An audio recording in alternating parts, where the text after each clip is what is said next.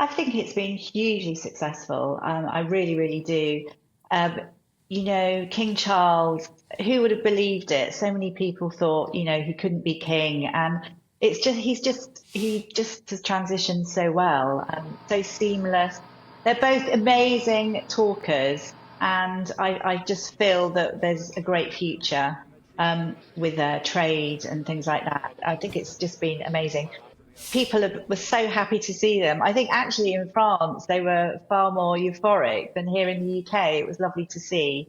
And obviously in Bordeaux, I didn't realise there were so many expats there. And I just think things are going to be truly successful.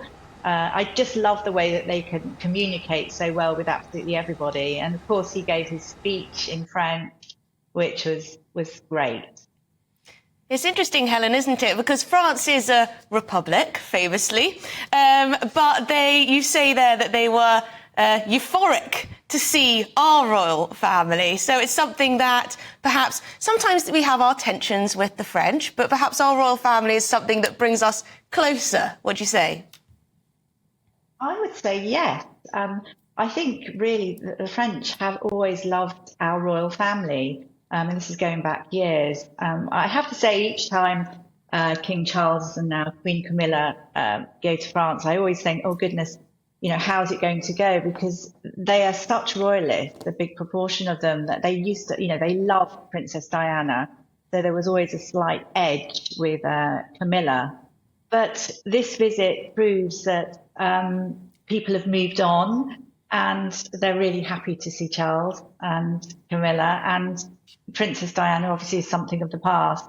I also always think that Charles must always feel it going to France because, of course, he had to travel back with Diana's body.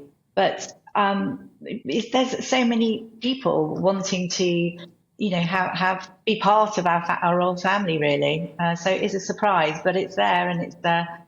This trip was proof in the pudding.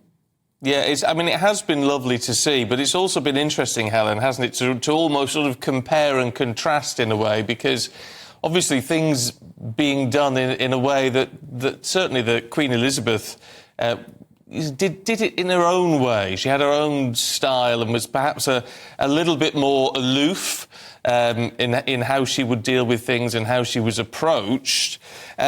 We are getting, even if only slightly, a bit more of a hands-on royal family now, aren't we?